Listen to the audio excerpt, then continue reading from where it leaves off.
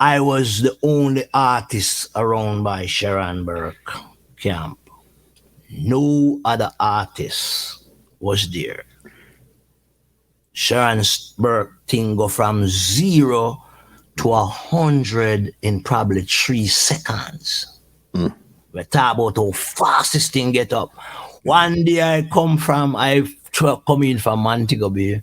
She actually come pick me up at the Tinsupen airport. And she start giving me the good news. Now we're the manager and the controlling agent for Michael Rose, Papa San, Cockatee. You name them. See, you name them. We probably have about 10 artists in one go. Solid move. So now, back in them days, it was a package deal. And what really get to me in that situation was we start doing, you can't get Michael Rose unless you imply Cockatee, unless you imply Ed Robinson. I mean, yeah, me probably I get the lowest paper and them things, you know. Me don't nobody, you know what I'm saying? But it was a joy for me to do that because me I run with the sharks now, I run with the big whale them now, you know what I'm saying? So the little shrimp, they then I move, you know. But it start becoming a situation where me I see show happen.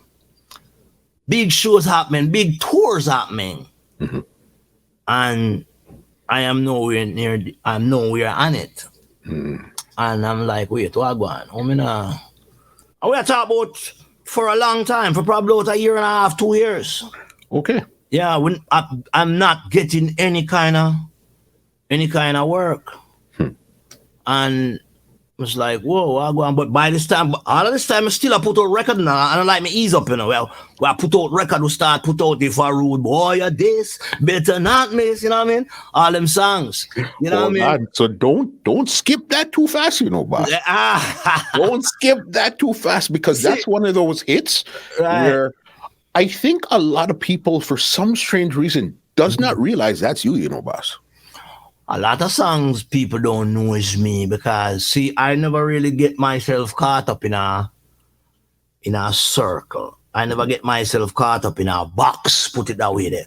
Whereas you hear a guy, I know who that is. No, because my music, my taste for music and my taste for songs are so vast. It's so different that people mistake me sometimes for Aini.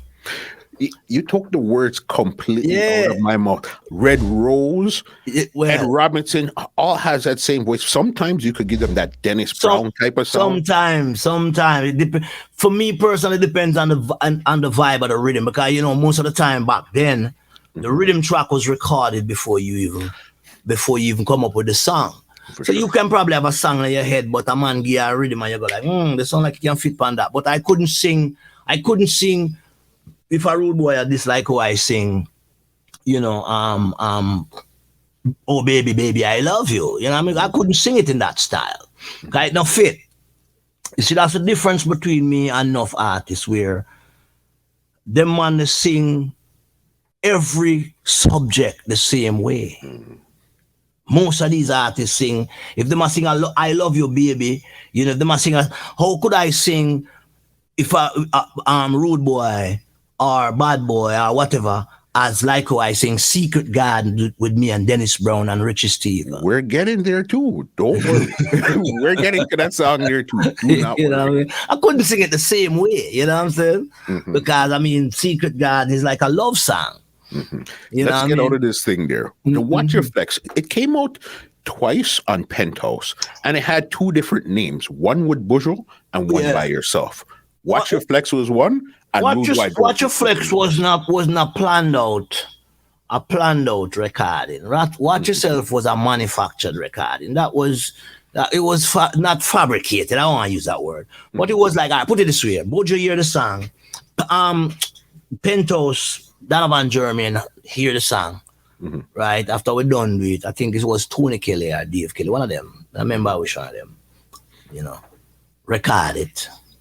And after we done record it, you know, I thought we would have I wanted Tony Rebel to be the DJ. Okay. But I would have loved Tony back in them days. You know, when I come with him bad tune and fresh vegetable, yeah. Love him. Love them style. But Tony Rebel not into the rude boy thing. You know, Tony Rebel was a decent upbringing youth. So I don't know how he would have interpret the rude boy gangster tune that way. You know, so that wasn't his bag. You know, so when me and Donovan Germain decide that he want to use Gargamel, you know, want to use Mr. Buju. So that's what we put on it. And when me hear it, I like it because I always like the kid. I always pass and see him outside, I drink him Guinness and I smoke him spliff and I DJ out loud and, you know, have that was Shabba motif there, you know. So when I was like, you're that little youth, but them used to call him Smurf. You know what I mean? Okay. I said, because I know him as Smurf before I know him as Buju. And I said, yeah, man, I look at you, the red rose, I show me you, I look at you, the bud, you know. And we, you know, we just go pick you up or drive around the street or whatever and see, man. Love him. Still love Buju until today. You know, I'm a dopes, you know what I mean? You know, but when I put him on it, when I hear the record, I was like, yeah, man, but I hear the record when the record was released. I never even hear it before it was released. Because, see, I wasn't one of them kind of dude that used to go around at the studio every day. I just go at the studio work and I'm out. Because I got business to take care of. You know what I'm saying? So I don't have the time for hang around the studio every day with them. Some year when the song I mix or when them advise it. No, none of that. So when I hear the song, to me it was manufactured. It was, you know, put together. You know, take one into boom and then put it together. And I love it. Still love the record. This podcast is brought to you by www.twolinedmusica.com.